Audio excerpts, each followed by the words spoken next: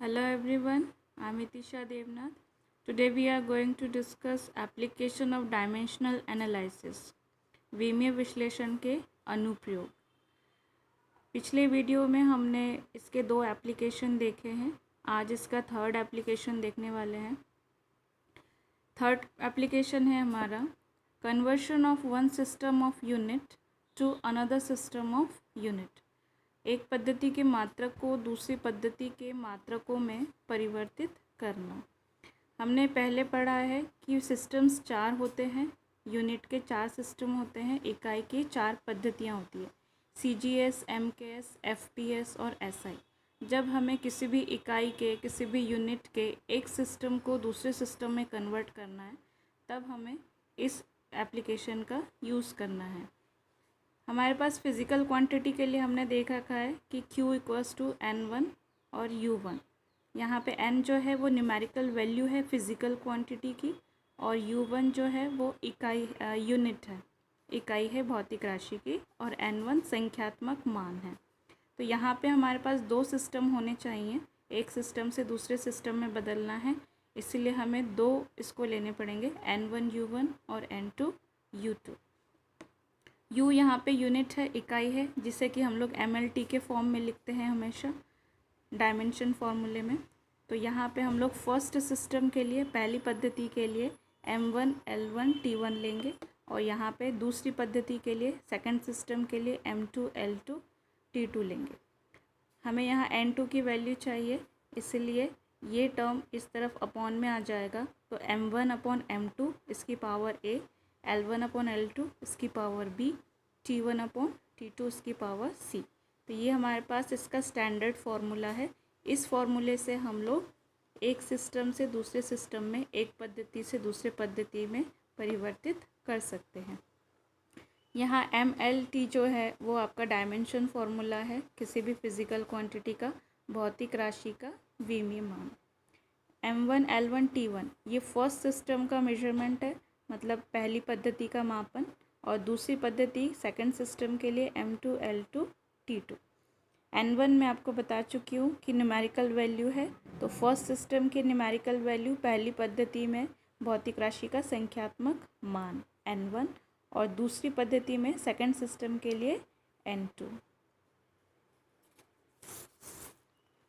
इस एप्लीकेशन को हम लोग एक एग्जाम्पल से समझेंगे। एग्जाम्पल है हमारे पास convert MKS unit joule of work into CGS unit erg of work. MKS पद्धति में कार्य के मात्रक जूल, जिसे कि हमें CGS पद्धति में कार्य के मात्रक अर्ग में परिवर्तित करना है। देखिए यहाँ MKS वैल्यू जो है वर्क की, MKS यूनिट होती है जूल, और वर्क की CGS यूनिट होती है अर्ग। तो हमें जूल से इसे अर्ग में बदलना है, MKS से CGS में बदलना है। तो सबसे पहले आप इसका डायमेंशन फार्मूला लिखिए, वर्क का, कार्य का विमीय सूत्र लिखिए, M1 L2 T-2। यहाँ पे M की पावर जो है M की घात 1 है, L की 2 और T की -2। तो यहाँ पे A B C की जगह पे इनकी वैल्यू होगी 1 2 -2। अभी जो हमने फार्मूला फाइंड किया था उसका हम यहाँ पर यूज़ करेंगे। N2 equals to N1, M1 upon M2 इसकी power A, L1 upon L2 इसकी power B, T1 upon T2 इसकी पावर C।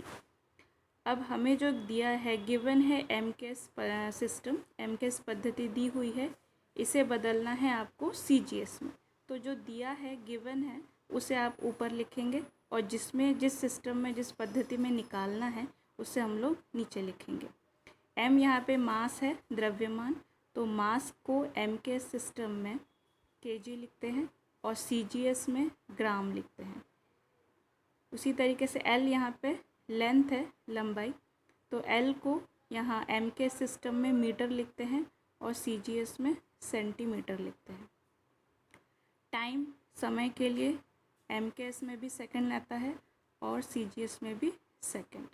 और यहाँ A, B और C की जगह पे आप इनके वैल्यूज़ रखेंगे 1 2 और -2।